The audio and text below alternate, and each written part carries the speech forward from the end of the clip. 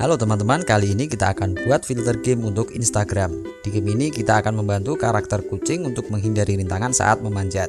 Jadi kita bisa tap layar untuk mengubah jalur kucing ke kanan atau kiri. Saya sudah siapkan semua bahannya, jadi teman-teman tinggal download saja dari link di deskripsi. Tutorial akan saya bagi menjadi beberapa part, dan di part pertama ini kita akan buat animasi dari semua objek. Selamat mengikuti.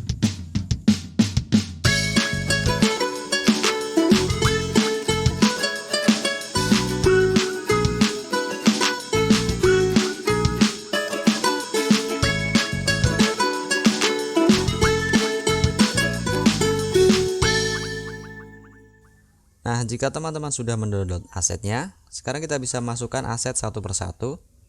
Kita klik add asset, kemudian kita pilih dari komputer. Kemudian di folder pertama ini ada folder audio.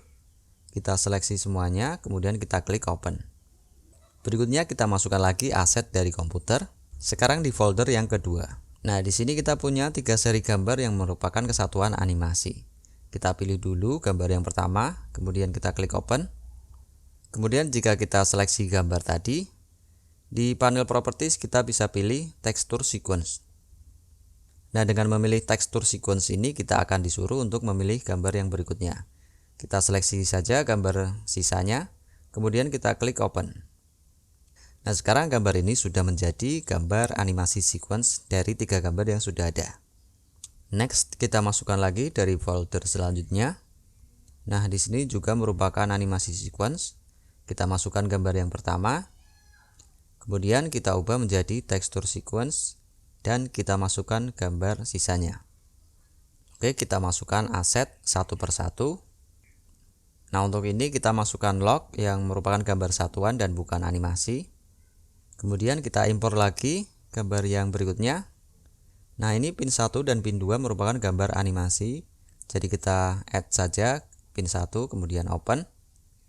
Lalu kita pilih texture sequence, dan kemudian kita masukkan gambar pin 2. Dan yang terakhir kita masukkan aset untuk gambar background. Di sini ada gambar bernama BG. Kita masukkan. Oke, semua aset sudah masuk. Sekarang kita bisa bikin untuk scene. Nah, di vokal design ini akan saya klik kanan, kemudian saya add canvas. Selanjutnya di canvas akan saya klik kanan dan saya add rectangle. Rectangle ini akan saya gunakan untuk background, maka saya beri nama BG. Kemudian di panel properties akan saya klik tanda plus untuk menambahkan material baru. Akan saya beri nama material menjadi BG. Kemudian untuk tekstur akan saya pilih BG, dan untuk shader type akan saya ubah menjadi flat. Nah, sekarang kita sudah punya gambar background, dan untuk ukuran akan saya buat untuk memenuhi layar. Jadi di panel properties kanan ini, di size akan saya klik, kemudian saya pilih fill width. Dan di sebelah kanannya saya juga akan klik dan kemudian saya pilih fill height. Nah, dengan begini gambar background sudah memenuhi layar. Nah, kemudian kita tambahkan lagi satu rectangle untuk log atau tiang pohonnya. Kita beri nama dulu log, kemudian tambahkan material, create new material. Kemudian saya beri nama log. Kita switch shader ke flat. Kita akan buat semua shader dari objek menjadi flat. Kemudian kita beri tekstur log. Nah, saya ingin objek dari log ini untuk memenuhi tinggi dari layar. Jadi akan saya fill height-nya. Sedangkan untuk lebarnya akan saya beri nilai 200. Next, akan saya tambahkan lagi rectangle untuk objek player. Saya akan rename rectangle menjadi player. Kemudian tambahkan material baru, rename material menjadi player juga, shader ke flat. Nah, untuk teksturnya karena merupakan animasi, maka saya buat new animation sequence, karena tiap animasi membutuhkan animation sequence. Kita beri nama player untuk animation sequence-nya. Kemudian untuk teksturnya, kita akan pilih Pixscat yang merupakan animasi dari kucing memanjat. Nah, di sini dia sudah bergerak. Namun sepertinya gerakannya terlalu cepat. Kita akan kurangkan FPS atau frame per second-nya menjadi 5. Oke, kita sudah memiliki player yang bergerak. Sekarang kita akan tambahkan pin atau rintangannya. Kita akan buat rectangle baru. Kemudian saya beri nama pin. Kemudian saya tambahkan material baru. saya beri nama pin juga. Saya ubah shadernya menjadi flat. Dan untuk tekstur, karena ini juga merupakan animasi, maka kita buat new animation sequence. Kita beri nama menjadi pin. Kemudian di tekstur kita akan pilih tekstur menjadi pin. Nah, di sini pin bergerak ke kanan dan kiri secara terus-menerus. Sementara saya hanya ingin dia bergerak ke kanan atau ke kiri ketika saya butuhkan saja. Untuk itu kita akan uncheck loop di sini. Nantinya kita akan ubah gerakan kanan atau kirinya dari current frame yang ada di sini. Nah, sekarang saya akan ubah scale-nya menjadi 250 kali 250. Nah, jika teman-teman lihat di sini, objek player berada di bawah objek pin. Untuk itu akan saya seleksi objek player. Kemudian di properties di kanan ini, saya akan pilih layer, kemudian saya buat new layer. Nah, dengan begini gambar player sudah berada di atas objek pin. Oke, berikutnya kita akan membuat pin untuk bisa bergerak ke bawah. Nah, untuk membuat gerakan pin ke bawah, kita membutuhkan node. Untuk itu kita akan show patch editor. Kita membutuhkan node yang memberikan impuls sinyal secara kontinu yang akan mensuplai node-node berikutnya. Untuk itu kita akan tambahkan node loop animation. Nah, loop animation ini jika kita lihat di output loop, dia akan terus-menerus mengeluarkan sinyal. Untuk frekuensinya akan saya percepat 2 kali lipat, jadi saya beri nilai 0,5. Kemudian yang akan kita gerakan adalah posisi dari pin. Jadi saya masukkan posisi pin ke patch editor.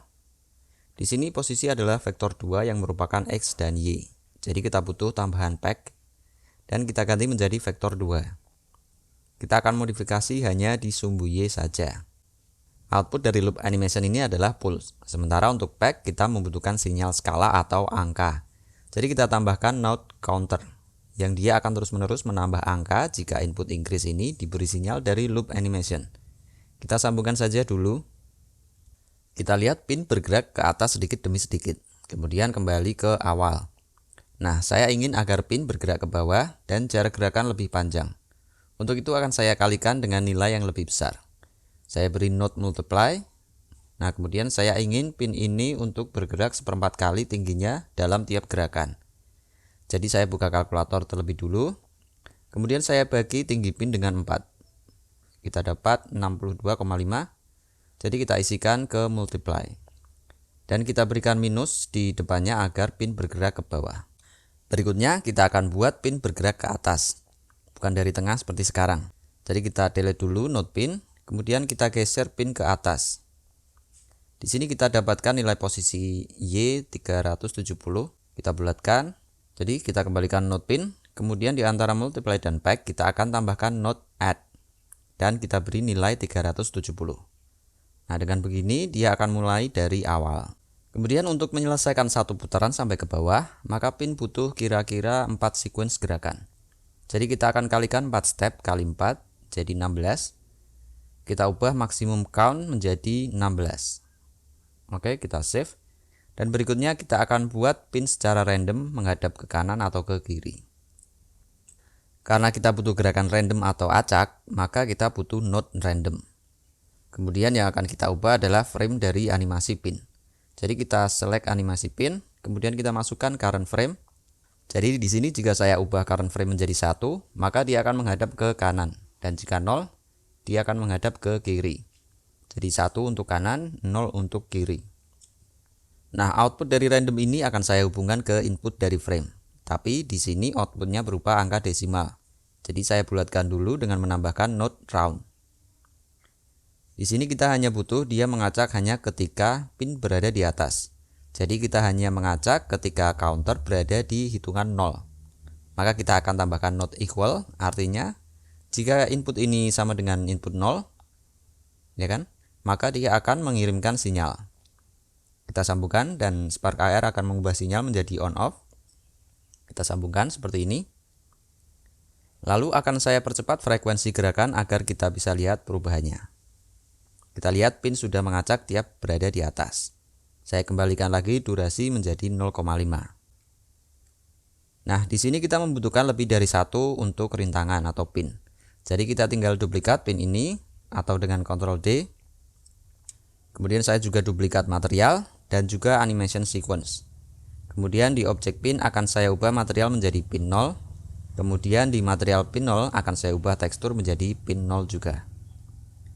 Pin 0 ini membutuhkan node seperti pin awal. Jadi kita bisa copy paste saja node-node ini. Kemudian kita sambungkan ke posisi pin 0 dan juga animasi dari pin 0. Nah, kita lihat posisi dari pin awal dan pin berikutnya masih sama. Jadi akan saya lambatkan pin kedua ini. Untuk itu kita butuh node delay. Kita sambungkan. Nah, jika tadi kita masukkan 4 step untuk gerakan, jadi di sini kita juga akan masukkan 4 kali dari nilai durasi pulse. Jadi kita kalikan 4 dengan 0,5, maka kita masukkan nilai 2. Kita coba reset. Nah, pin 2 akan mulai bergerak jika pin awal sudah mencapai 4 hitungan.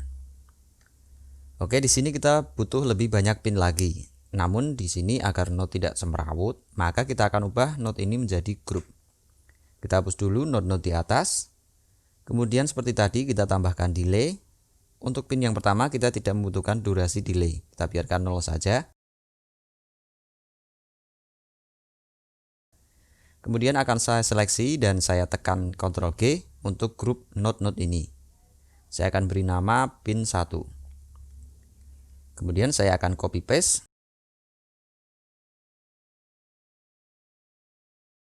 Dan saya connect vektor 2 di vektor 2 dan skala di skala. Kemudian durasi saya ubah menjadi 2. Kemudian kita tinggal lakukan proses yang sama untuk pin-pin berikutnya. Kita duplikat material, duplikat animasi, ubah material dan juga teksturnya. Kemudian masukkan posisi dan animasi. Sekarang kita copy paste, kita beri durasi 4 dan kita sambung. Satu lagi dengan proses yang sama dengan durasi 6.